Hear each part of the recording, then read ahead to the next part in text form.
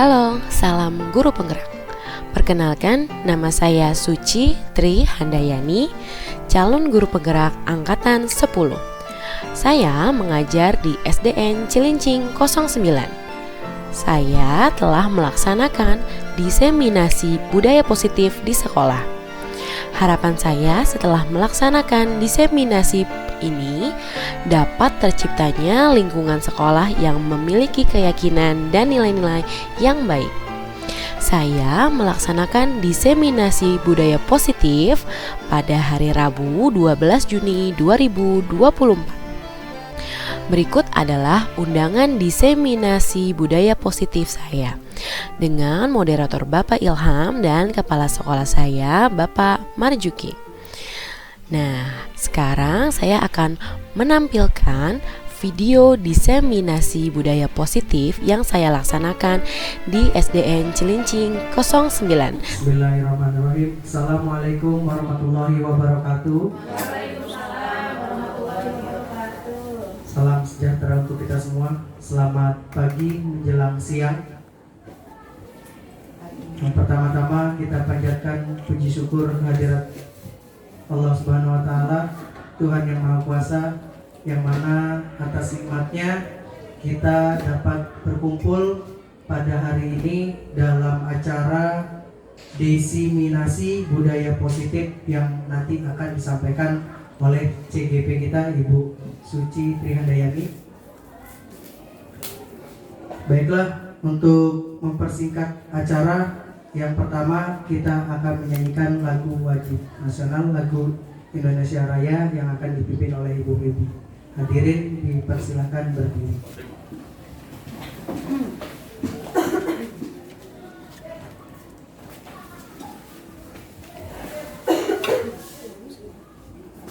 Ya, kepada seluruh peserta.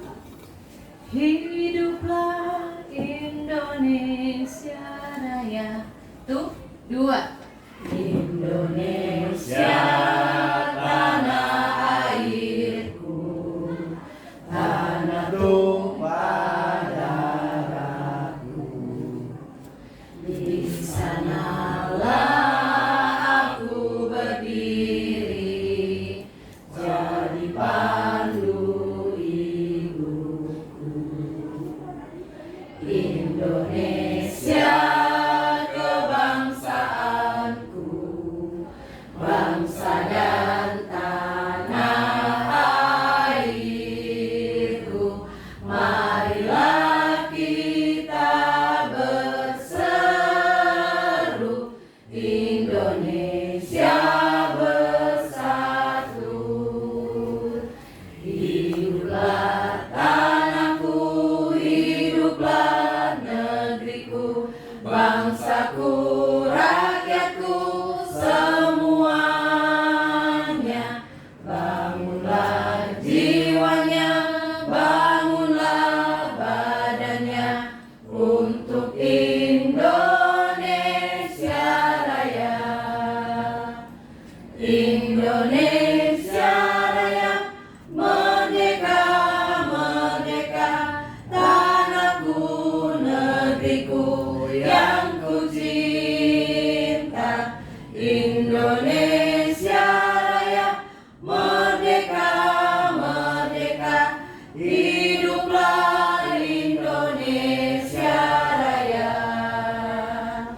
Indonesia Raya, merdeka, merdeka, tanahku, negeriku yang ku cinta. Indonesia Raya, merdeka, merdeka, hiduplah Indonesia Raya. Ya, terima kasih. Ya, hadirin diperkenankan duduk kembali. Cara berikutnya adalah sambutan dari Bapak Kepala Sekolah yang sekarang diwakili oleh Bapak Wakil Kepala Sekolah. Pada Bapak Puadi dipersilakan.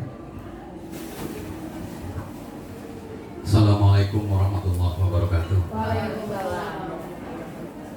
Bismillah, alhamdulillah, wala quwwata illa billah. Yang terhormat Bapak Kepala Sekolah Tingkat 9, yang terhormat Bapak dan Ibu Guru SDN Tingkat 9. Alhamdulillah pada hari ini kita masih diberi nikmat oleh Tuhan sehat, nikmat panjang umur, sehingga kita bisa berkumpul dalam ruangan yang sejuk ini dalam rangka kegiatan aksi nyata budidaya positif oleh Ibu Suci Trihandayani, di mana hari ini adalah hari yang kedua, di mana kemarin Ibu Marini telah menyampaikan aksi nyata dan kini giliran Ibu Suci yang akan memaparkan kegiatan aksi positif di SDN 09. Mudah-mudahan dalam kegiatan ini akan menjadikan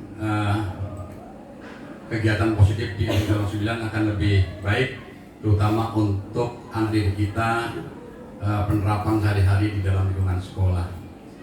Tidak berpanjang kalam karena memang Bu Suci sudah dikduk ingin menyampaikan kegiatan ini.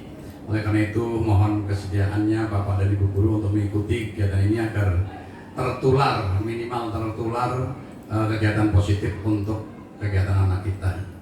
Itu saja yang dapat kami sampaikan. Terus maju, terus berekspresi, berinovasi agar sekolah kita menjadi lebih selangkah lebih maju.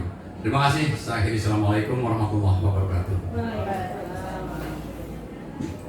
Terima kasih kepada Bapak Wadi selaku Wakil Kepala Sekolah SDN Cilincing 09. Yang berikutnya adalah supaya acara kita hari ini berlangsung dengan penuh rahmat dan penuh barokah, kita awali dengan berdoa sesuai dengan agamanya masing-masing. Yang beragama Islam, kita berdoa dengan membaca surat Al-Fatihah. Al-Fatihah.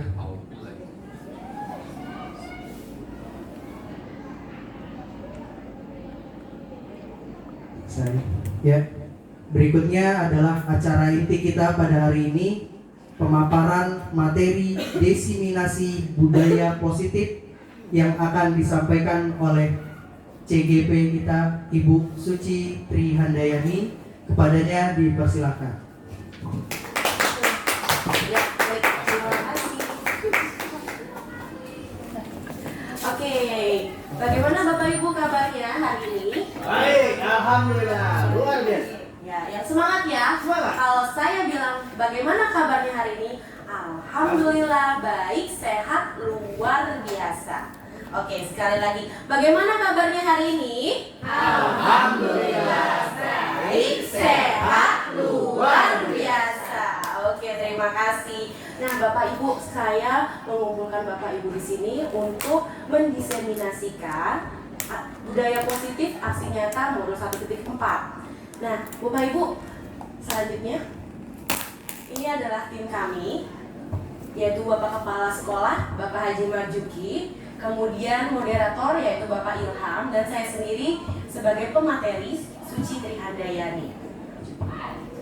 Nah, ini adalah urutan kegiatan kita. Tadi sudah dibuka oleh Bapak Ilham dan doa sudah dipimpin oleh Pak Ilham juga. Kemudian selanjutnya adalah pemaparan yang akan dipaparkan oleh saya sendiri.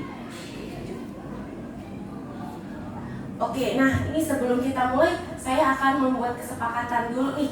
Selama kita berada di forum diskusi ini, dari awal sampai akhir kita buat kesepakatan kelas nih. Yang pertama, saya mencoba menuliskan yaitu menghargai setiap orang, di mana kita saling menghargai, ada yang berbicara, ada yang mendengarkan. Nah, kemudian menjadi pendengar yang baik. Dan yang ketiga, dipersilakan untuk Bapak dan Ibu untuk makan dan minum. Apa ada tambahan lain untuk kesepakatan kita selama forum diskusi ini? Aktif. Oke, baik. Bu Devi boleh ditambahkan aktif. Oke, ada lagi Bapak Ibu selain aktif? Boleh menerima telepon. Tidak menerima telepon. Tidak. Menerima telepon. Oh, boleh menerima HP di silent mungkin. Oh, HP di silent tapi kan ya. Kalau untuk menerima telepon nanti dipersilakan di sini ya. Berarti dipersilakan untuk izin keluar. Oke, ada lagi tambahannya Bapak Ibu? Cukup. Oke, kita lanjut. Ini adalah kesepakatan kelas kita, kesepakatan forum diskusi kita yang insya Allah kita akan jalankan selama sampai selesai, dari awal sampai akhir. Kemudian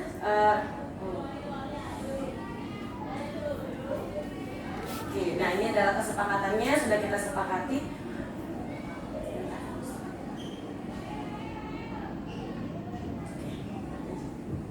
Next lagi. Nah, ini adalah konsep materinya. Ada beberapa materi yang saya akan sampaikan kepada Bapak Ibu. Yang pertama ada disiplin positif, kemudian motivasi perilaku manusia, yang ketiga keyakinan kelas, yang keempat kebutuhan dasar manusia, yang kelima posisi kontrol seorang guru, dan yang keenam segitiga restitusi. Nah, apa sih itu budaya positif? Bapak Ibu ada yang tahu sebelumnya? Budaya positif? Budaya yang bagus. Budaya yang bagus, betul. Budaya yang apa? Bu Nur Data, silakan. Budaya yang baik. Budaya yang baik. Ya. Ya Bu Nur, silakan sambil sekali lagi biar kedengeran di. Apa itu budaya positif? Budaya positif kalau menurut saya, Jangan. kalau menurut saya budaya yang baik yang perlu konsisten. Oke, baik. Apa ada lagi, Bapak Ibu? Bu Ati, silakan. Saya mau menambahkan sedikit budaya positif. Menurut saya budaya positif ini merupakan keyakinan dari nilai-nilai universal yang ada di masyarakat yang bisa kita terapkan di sekolah, Ya. sehingga sekolah kita itu bisa lebih maju, lebih kondusif lagi. Iya, bagus. Terima kasih. Beri tepuk tangan untuk kita semua. Ya, iya. Jadi budaya positif itu adalah keyakinan kita, keyakinan kita yang kita yakini, yang kita bisa terapkan dari kita ambil itu dari nilai-nilai kebajikan yang diakui oleh semua manusia. Nah, jadi nilai-nilai keyakinan dan kebiasaan di sekolah yang tentunya berpihak pada murid agar murid dapat berkembang menjadi pribadi yang kritis, penuh hormat, dan bertanggung jawab. Nah, budaya positif merupakan perwujudan dari nilai-nilai atau keyakinan universal yang diterapkan di sekolah. Budaya positif ini merupakan hal yang biasa dilakukan seperti melakukan senyum, salam, sopan, dan santun. Nah, itu adalah budaya positif. Kita sudah melakukannya sebenarnya. Nah, lanjut. Nah, kalau disiplinnya sendiri apa sih? Kalau budaya itu adalah kebiasaannya. Kalau disiplinnya ini kayak seperti satu cara penerapan nilai-nilai kebajikan yang bertujuan untuk menumbuhkan kesadaran serta memberdayakan murid untuk melakukan sesuatu tanpa adanya paksaan dari orang lain. Nah, kita mau nih sebagai guru, kita kan menjadikan murid-murid kita itu sebagai penerus bangsa yang pastinya yang ingin memiliki nilai-nilai yang positif juga. Nah, dari sinilah, dari sekolah inilah ditanamkan, dibiasakan mulai dari sekolah ini. Dan tentunya mau ditumbuhkan berdasarkan keinginan sendiri, dari intrinsik, dari kesadaran masing-masing, bukan paksaan dari orang lain. Nah, yang kita ambil di sekolah sebenarnya nilai kebajikan itu banyak sekali. Mulai dari keselamatan, mulai dari menghargai. Tapi untuk di sekolah kita punya yang namanya profil pelajar Pancasila. Pelajar, ada yang tahu Bapak Ibu lagunya? Yuk kita nyanyi bareng-bareng biar semangat. Pelajar, nah nadanya seperti naik tukang beca. Ya, kita nyanyi sama-sama ya. 1, 2, 3. Pelajar Pancasila beriman dan bertakwa pada Tuhan yang esa dan berakhlak mulia, berkebinekaan global, gotong royong mandiri, kreatif dan bernalar kritis. Nah, ini adalah profil pelajar Pancasila. Nah, ini adalah paradigma baru yang ingin diwujudkan untuk mewujudkan Indonesia emas di tahun 2045. Nah, kita sebagai guru harus menerapkan profil pelajar Pancasila di dalam pembelajaran kita. Nah, ini ada 6 nilai. Nah, kemudian motivasi. Motivasi itu apa sih? Motivasi itu adalah dorongan yang timbul pada diri seseorang secara sadar atau tidak sadar untuk melakukan sesuatu dengan tujuan tertentu. Kalau kita mau berbuat baik, kalau kita mau berbuat jahat, itu pasti ada motivasi di dalam diri kita. Nah, itulah dorongan yang disebut dengan motivasi.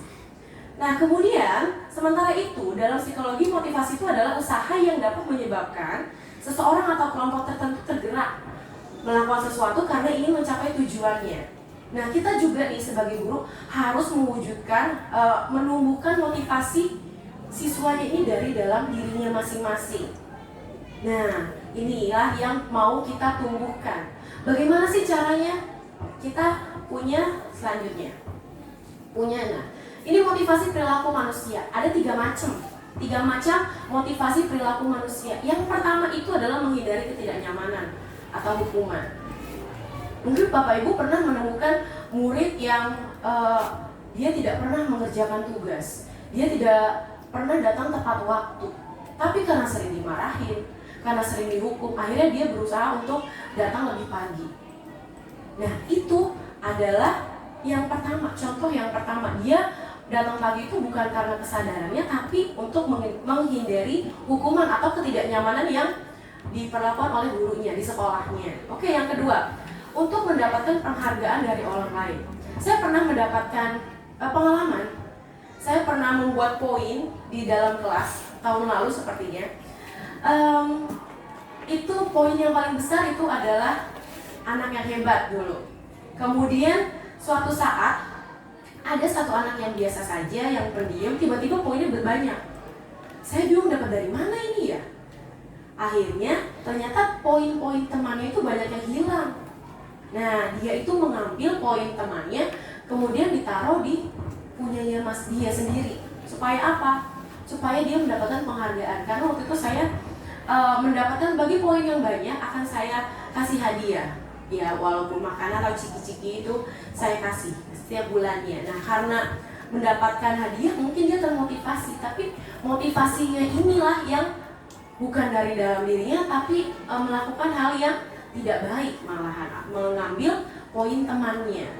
Nah, yang ketiga ini adalah motivasi untuk menjadi orang yang diinginkan, menghargai diri sendiri dari nilai-nilai yang mereka percayai. Nah, nilai-nilai itu kan tadi banyak, tentunya tadi yang sesuai dengan profil pelajar Pancasila karena kita berada di lingkungan sekolah. Oke, lanjut. Nah, untuk anak ini sadar, untuk anak ini bisa mengikuti peraturan, kita harus membuat kesepakatan kelas. Kenapa sih kita harus membuat kesepakatan kelas?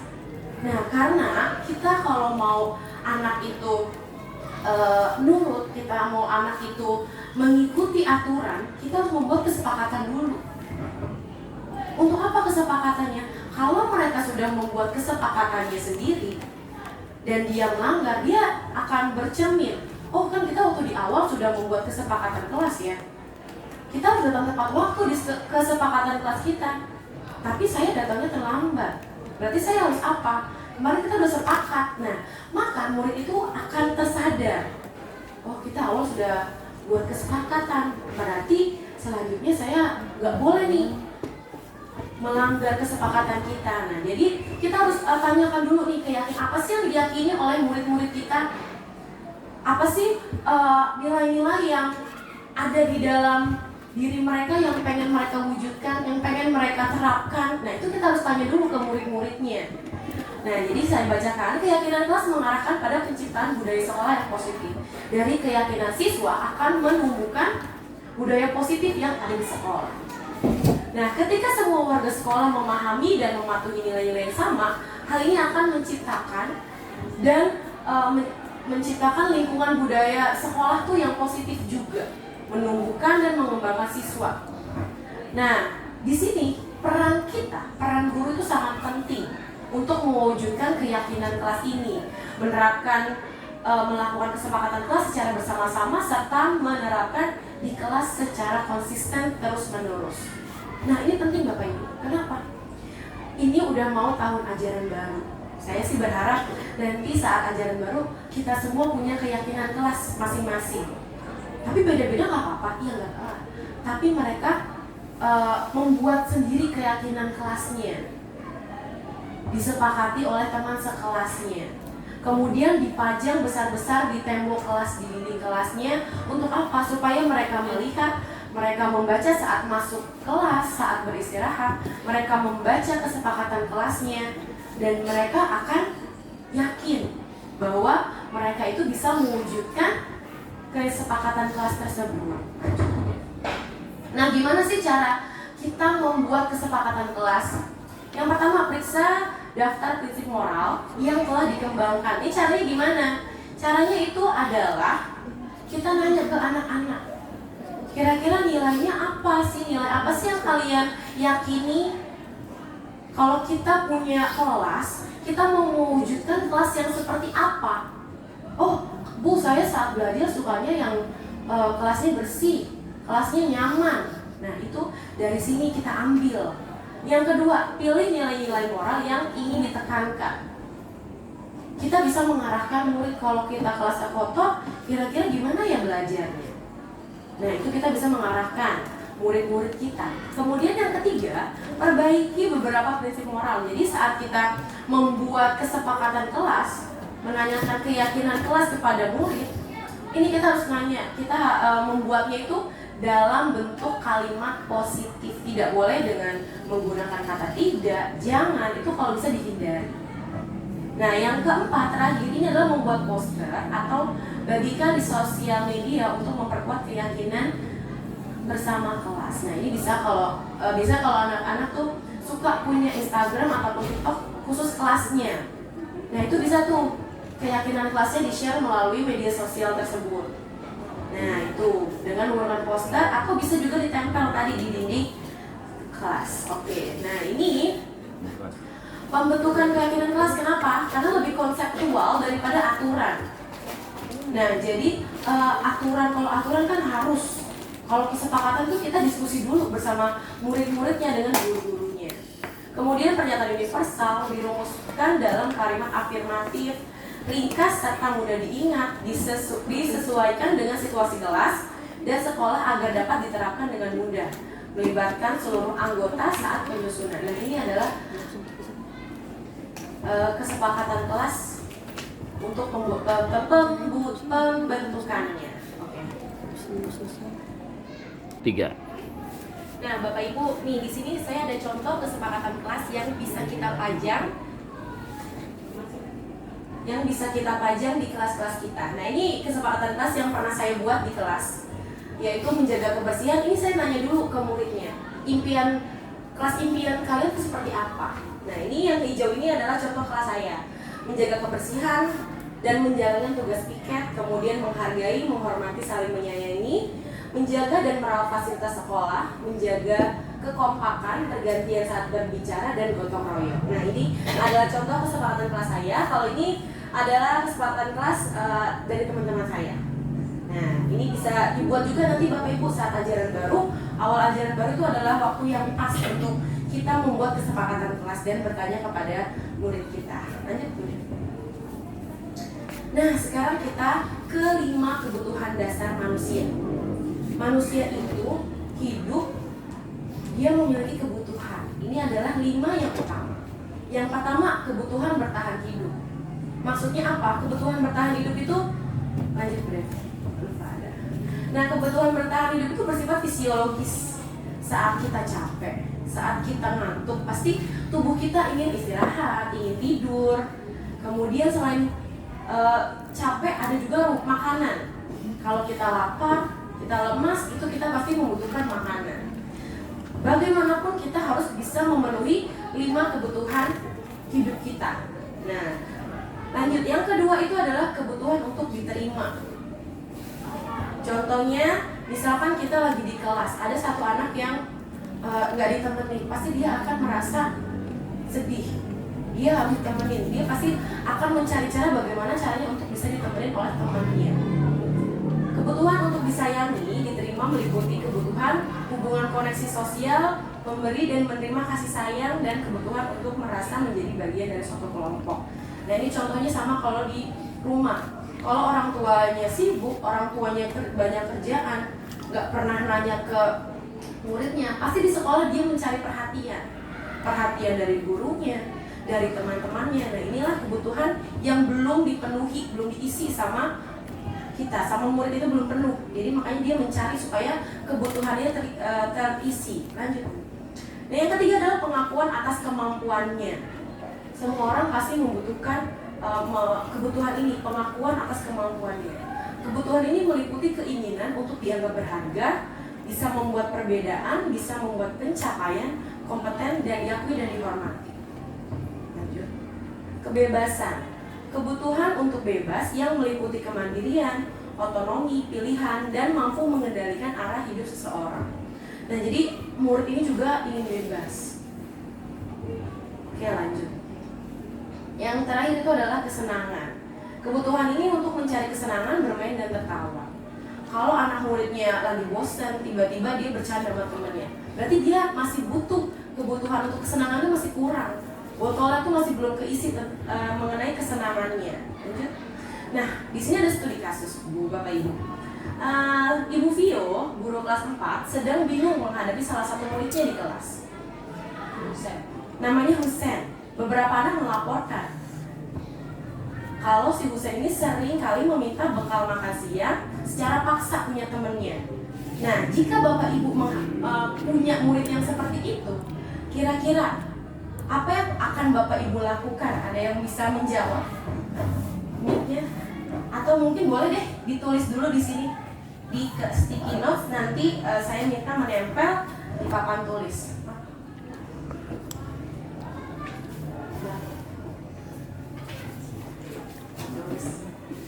Nah, di kasusnya, jadi kalau ibu bapak sebagai ngajar bertemu dengan anak bernama Husein, kira-kira apa yang akan bapak ibu lakukan kalau misalkan seperti ini? Dan tadi ada 5 kebutuhan ya, kebutuhan kasih sayang, kemudian kesenangan, kebebasan, pengakuan, diterima. Nah, kira-kira dari kelima itu kebutuhan mana yang kira-kira masih kekurangan botolnya oleh si Husein?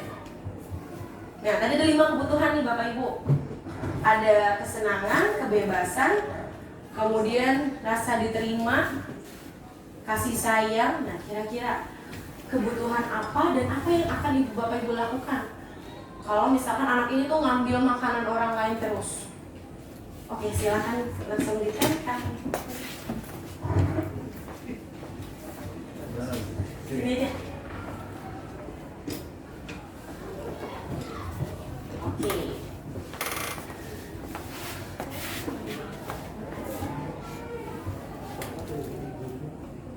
Sini. Biasanya ada. Gimana jawab diambil lagi.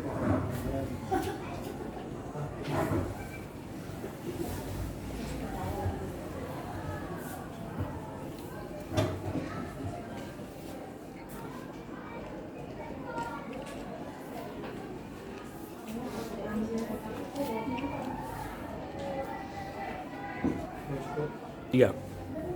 Oke, silakan ditarik dari Bapak sendiri, boleh? Boleh. Salah. Salah. Oke, nah ini keren-keren nih jawabnya nih.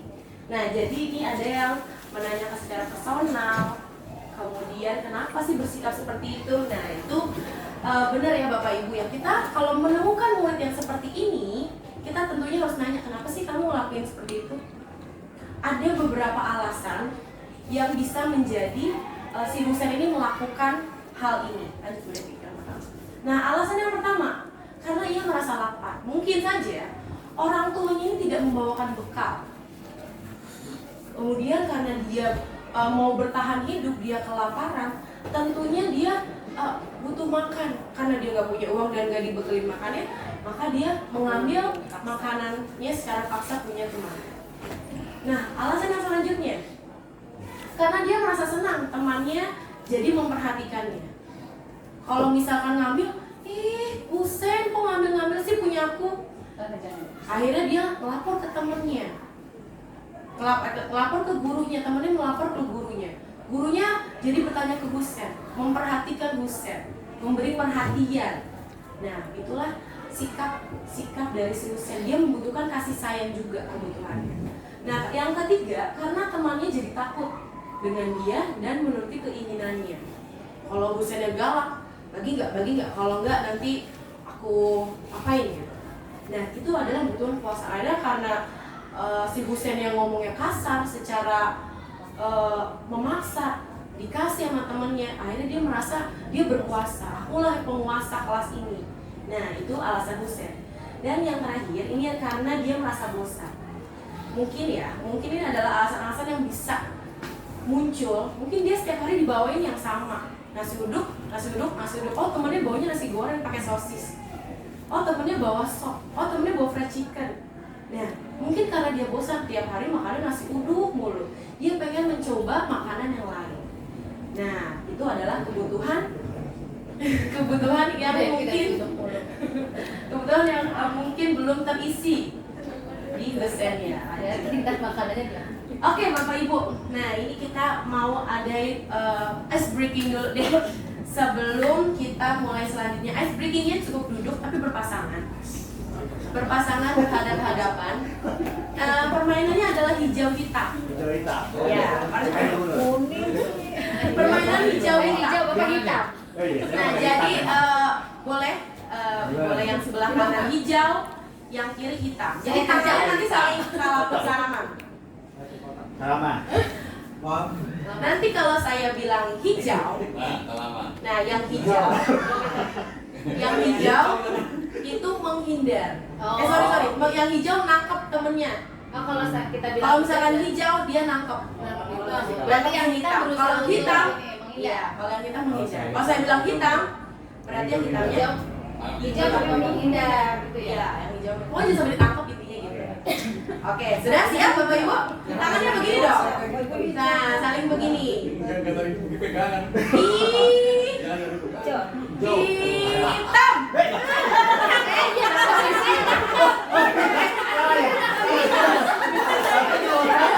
Kalau hitam jadi Ada lagi. Hitam.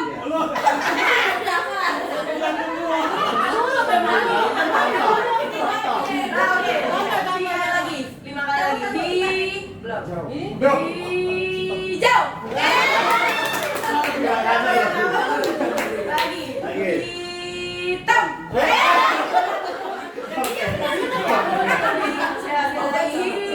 Hijau. Oke, baik, tepuk tangan untuk kita. Oke, Bapak. Gak apa-apa, itu cuma permainan. Nah, kita lanjutin Bapak Ibu. Nah, yang selanjutnya ada posisi kontrol seorang guru. Nah, kelas Bapak Ibu, posisi kontrol seorang guru ini yang saya pelajari di calon guru penggerak, pendidikan guru penggerak itu ada 5. Yang pertama penghukum, pembuat rasa bersalah, teman, pemantau, dan manajer. Nah, biasanya dikelompokkan itu sebelah kiri itu adalah sebagai identitas gagal dan identitas sukses. Oh iya. Ini ada sebuah video. Sebentar. Pasha. Oh, ini belum diiniin. Oke, Bapak Ibu.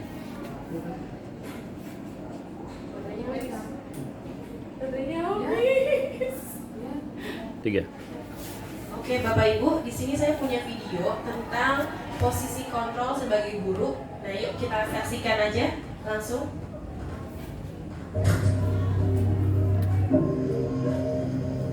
Naren, sini kamu. Selamat pagi, Bu. Selalu terlambat. Kamu deh, pasti terlambat. Maaf, Bu. Saya Apa? Apa coba? Alasan kamu apa lagi? Kapan sih kamu tidak terlambat? Malas sekali ya kamu jadi anak. saya Dasar pemalas. Gak kapok-kapok sih kamu. Sudah berapa kali terlambat? Sana, kamu keliling lapangan basket 2 kali. kenapa saya harus keliling lapangan basket, Bu? Kenapa? Kamu melawan ibu. Berani-beraninya jawab. Sudah terlambat, masih berani jawab pula. Sekarang, keliling lapangan basket 5 kali sekalian. Biar kapok. Cepat. Pergi sana ke lapangan basket.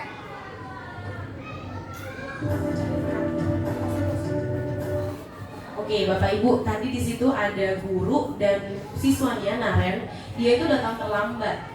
Kira-kira Bapak Ibu pernah nggak sih ada di posisi tersebut menemui siswa yang terlambat? Ada yang ingin berbagi cerita? Mungkin apa sih yang kita bisa lakukan kalau misalkan kita melihat murid kita datangnya terlambat? Buati?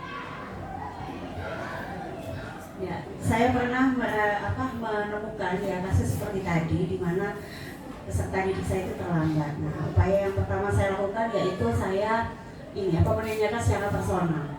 Kenapa Nadia kok hari ini datangnya terlambat? Kemudian Nadia berusaha membela diri. Saya tadi bangunnya kesiangan Bu, nyariin baju seragam ternyata belum digosok sama mama, ya bla bla bla gitu.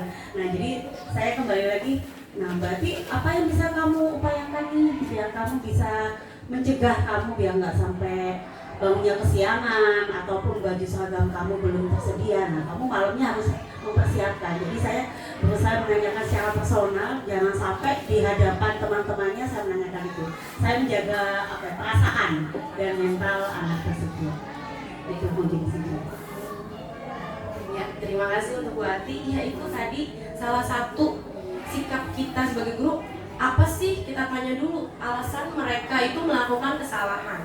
Nah, kalau tadi di posisi gurunya, di posisi muridnya, itu gurunya itu langsung memberikan siswanya itu hukuman lari keliling lapangan 5 kali. Nah, itu disebut sebagai posisi kontrol penghukum. Karena apa? Karena nggak ada korelasinya antara dia datang terlambat dengan dia berkeliling sebanyak 5 kali. Nah, ini adalah yang kedua, pembuat merasa bersalah. Silakan.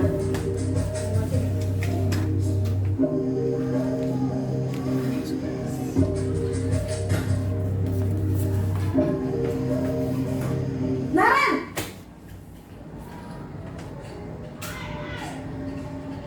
Selamat pagi Bu. Naren, kamu kenapa terlambat lagi, Nak? Ya Tuhan, Naren, kamu senang ya bikin ibu susah ya? Kalau kamu terlambat lagi, nanti ibu yang ditegur bapak kepala sekolah, Nak. Disangka ibu tidak bisa membina kamu. Duh, gimana ini? Maaf Bu. Duh, Gusti Naren, kamu suka ya kalau ibu ditegur bapak kepala sekolah? Terus, sekarang ibu harus tulis apa ini di buku absen? Ini kamu sudah sering terlambat loh. Ibu harus apa coba? Maaf Bu. Maaf sekali. Ya sudah, lain kali jangan bikin ibu susah lagi ya Nak ya. Ibu tidak akan kuat lagi kalau kamu begini terus. Bisa jantungan kalau ibu ditegur bapak kepala sekolah. Sana cepat ke kelas. Maaf ya Bu. Maaf sekali. Nah, yang kedua itu adalah posisi kontrol sebagai pembuat rasa bersalah. Jadi gurunya ini membuat siswanya itu merasa bersalah. Dia melakukan kesalahan dan dia itu pokoknya membuat siswanya itu merasa tertekan hingga merasa bersalah. Biasanya ini ciri-cirinya itu dengan ngomongnya, kamu nggak kasihan sama ibu. Nah, itu adalah pembuat rasa bersalah. Jadi siswanya merasa tertekan saat gurunya itu melakukan hal tersebut. Nah, yang ketiga ini adalah posisi saling hormat.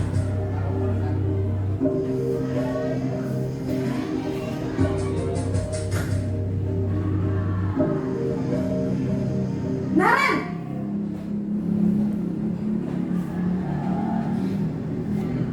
Selamat pagi Bu. wah, sudah jam berapa ini Nak? Terlambat lagi ya sayang. Iya Bu. Habis ibu saya lupa bangunkan saya Bu. Kamu malah menyalahkan ibu kamu. Kamu bukannya anak yang larinya paling kencang. Kok terlambat sih? Iya Bu. Saya memang terlambat bangun tadi.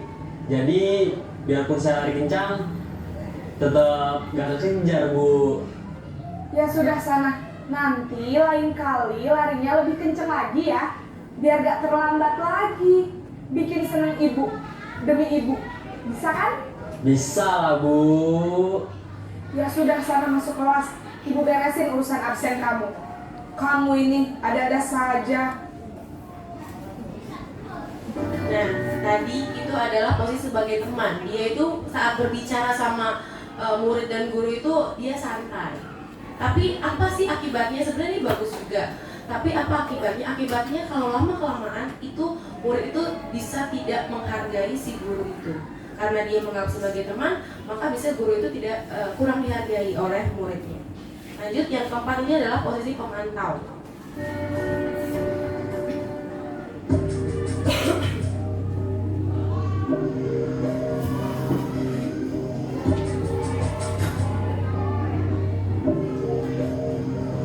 Naren!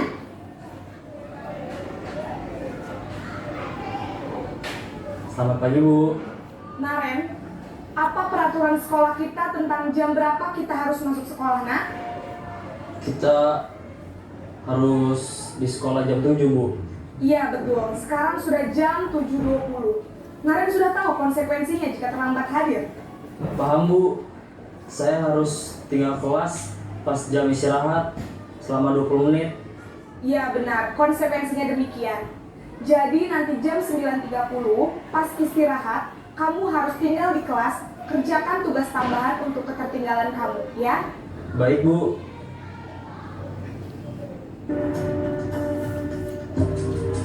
Oke, yang tadi itu adalah posisi pemantau. Jadi gurunya itu membuat konsekuensi dan dia tahu apa yang harus dia lakukan. Yang terakhir itu adalah posisi sebagai manajer.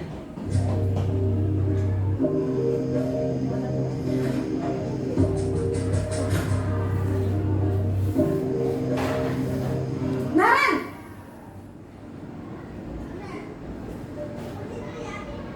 Selamat pagi, Bu. Selamat pagi, Naren. Maaf, Bu. Saya terlambat. Iya, sekolah masuknya jam 7, sekarang sudah jam 7.20. Jadi sekarang bagaimana nih, Naren? Maaf, Bu. Saya lupa setel alarm saya semalam. Baiklah, menurut kamu, keyakinan sekolah yang mana yang perlu kamu tingkatkan? Menghargai diri sendiri dan orang lain mungkin ya, Bu. Setuju. Jadi, apakah Naren meyakini prinsip saling menghormati tersebut? Iya, Bu. Saya meyakininya. Apakah Naren bersedia memperbaiki masalah keterlambatan ini? Bersedia, Bu. Bagaimana kamu akan perbaiki masalah keterlambatan ini? Saya akan coba untuk tidak lupa menyetel alarm saya, Bu. Baik, kalau Naren lupa menyetel alarm di rumah, ada orang yang kira-kira bisa bantu mengingatkan tidak? Ada, Bu. Kakak saya, Kak Emma. Ada lagi selain Kak Emma? Selain Kak Emma, ada ibu saya. Baik, jadi yang mengingatkan Naren adalah Kak Emma dan ibu kamu ya? Kira-kira akan mulai start alarm kapan nih, Naren? Setelah pulang sekolah, akan segera saya lakukan. Baik, jadi Naren akan setel alarm untuk bangun besok pagi dan akan diingatkan oleh kakak dan ibunda Naren ya. Ada lagi yang mungkin perlu dilakukan, Naren? Agar tidak terlambat bangun lagi. Tidak ada, Bu. Baik, Naren. Terima kasih untuk kerjasama kamu. Sekarang kamu perlu kembali ke kelas untuk belajar. Baik, Bu. Terima kasih.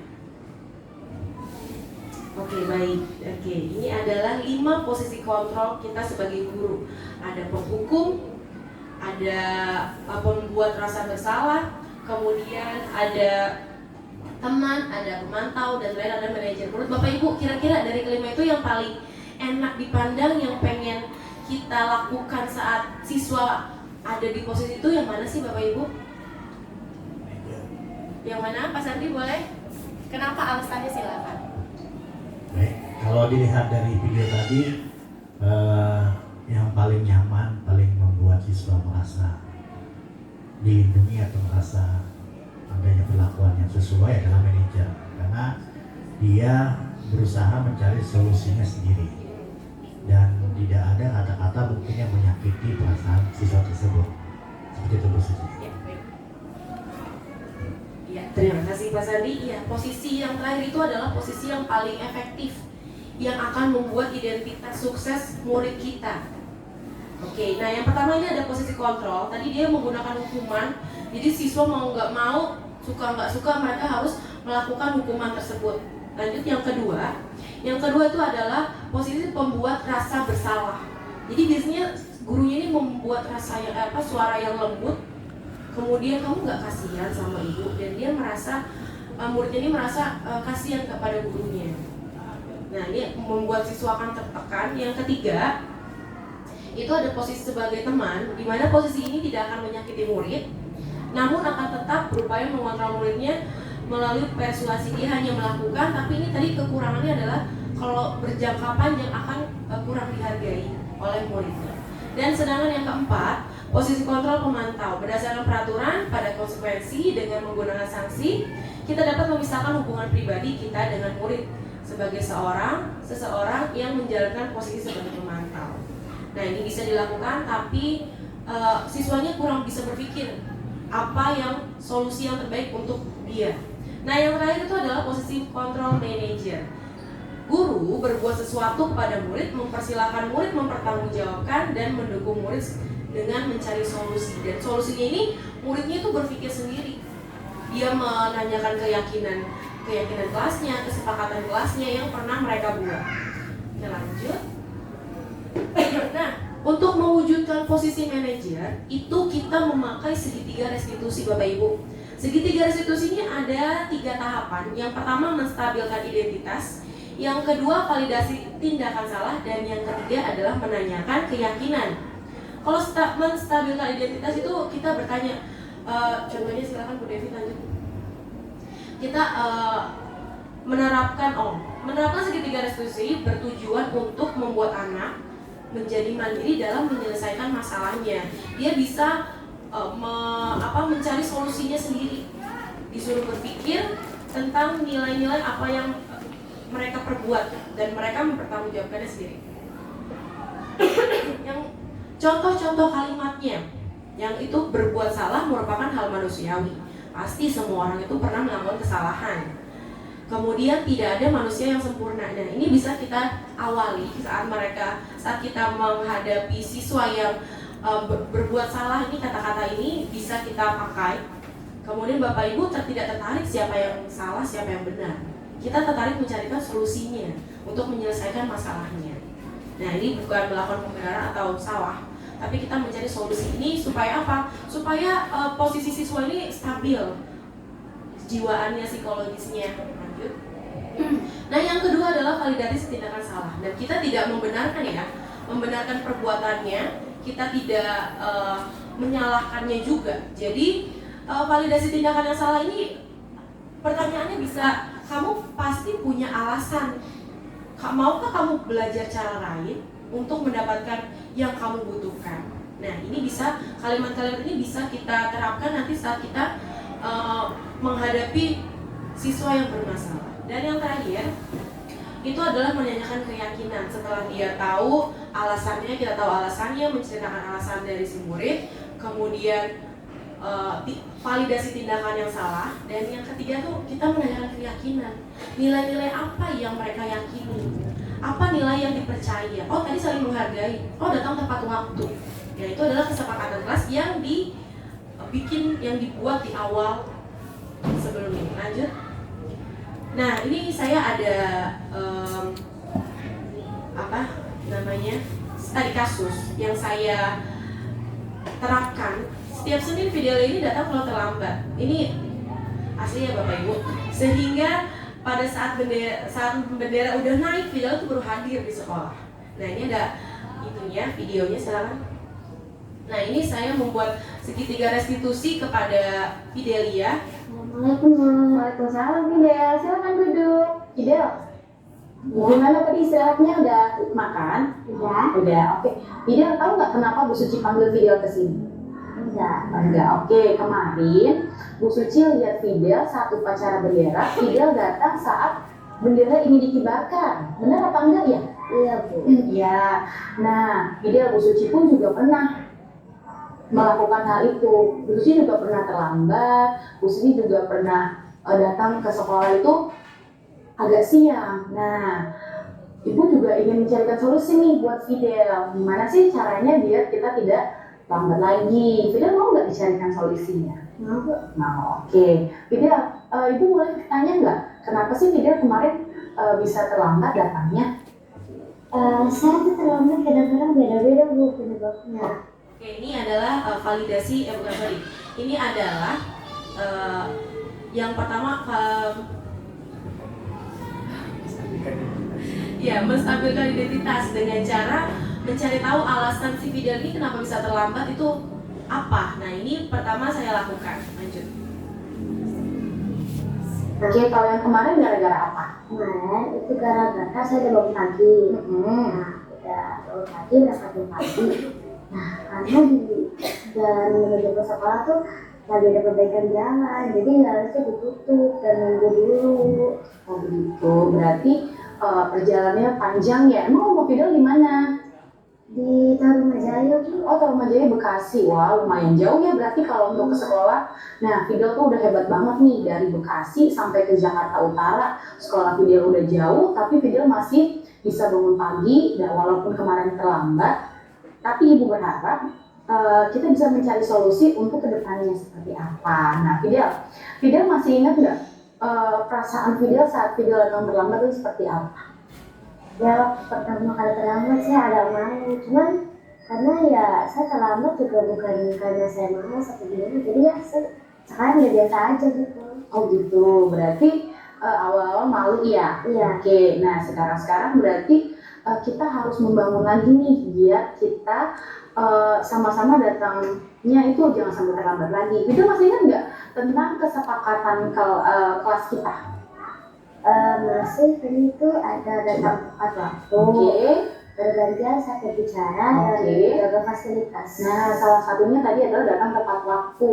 Kita kalau mau ke sekolah pun juga harus datangnya tepat waktu. Nah, gimana sih caranya menurut kamu gimana? Bisa biar kita itu datangnya tepat waktu biar ke sekolah. Tidur tuh jangan malam-malam. Tidur jangan malam-malam, oke. Kemudian ada lagi? Bangun pagi jangan terlambat, itu dijagain kayak alarm. Nah, iya. Jadi banyak hal-hal yang bisa kita lakukan supaya kita datang ke sekolah ini tepat waktu. Seperti tidur jangan terlalu malam, apalagi di hari minggunya, karena besoknya Senin. Nah, terus pagi-pagi. Oke, Bapak Ibu, itu adalah penerapan segitiga restitusi yang saya lakukan di kelas karena si Fidel ini datangnya terlambat setiap hari Senin. Kebetulan rumahnya dia agak jauh dan di hari Selasa sampai Jumatnya dia tinggal di rumah nenek dan gak terlambat untuk Selasa dan Jumat. Jadi hanya untuk di hari Senin. Nah, solusinya juga saya tanyakan kepada Fidelnya, gimana solusinya? Oh, dengan cara menyetel alarm, jangan tidur malam dan lain sebagainya. Lanjut. Nah, kemudian ini ada testimoni dari Fidelnya. Saya dari kelas 5B dan sama sekali habis berdiskusi bersama Bu Suci tentang tepat waktu berangkat sekolah. Semoga kedepannya saya bisa berangkat lebih tepat waktu untuk berangkat ke sekolah. Assalamualaikum warahmatullahi wabarakatuh.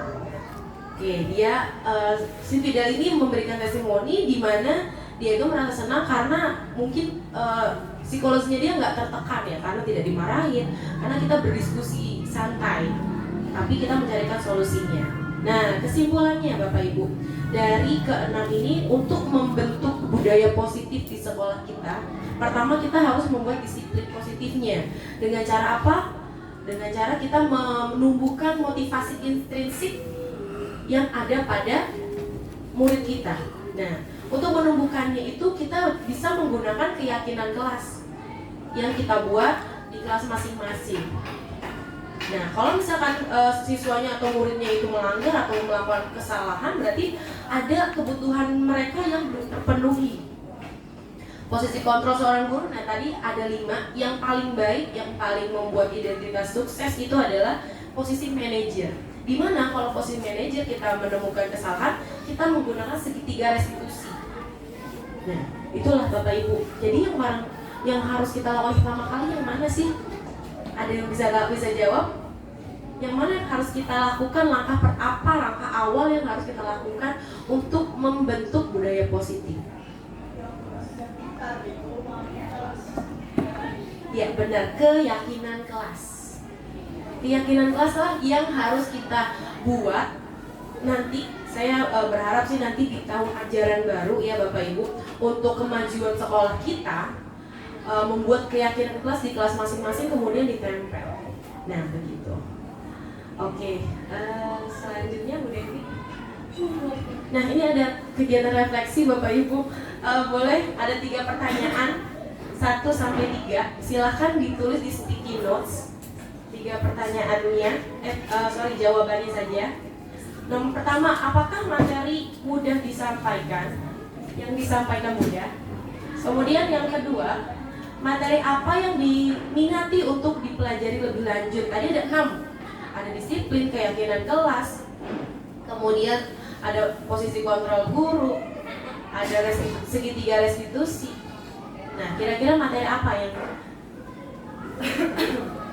kemudian yang ketiga, berikan kesan Anda setelah mengikuti kegiatan diseminasi budaya positif. Silakan Bapak Ibu. Selesai. Berikan kesan tadi. Iya. Kalau sudah nanti boleh ditempel.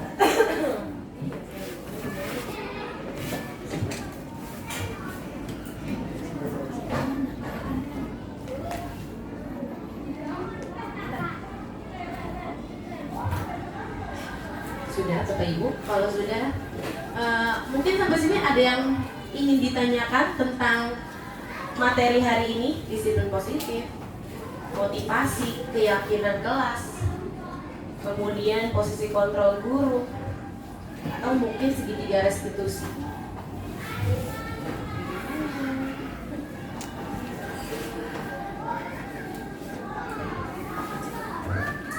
Oke?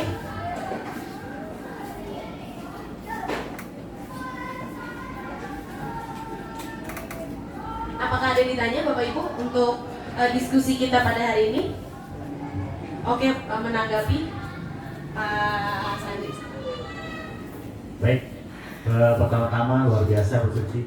Jadi dapat inspirasi baru dan dapat ilmu baru, dan memang suatu perubahan itu tidak bisa berubah secara cepat, tapi pasti perlu adanya proses. Nah, termasuk saya menarik dengan segitiga restitusi. Itu memang perlu waktu banyak yang perlu kita sediakan, tapi kalau kita tidak mencoba untuk melakukan perubahan, ya sampai kapanpun nggak akan ada perubahan. Jadi mulailah dari sekarang supaya perubahan itu akan ada. Terima kasih.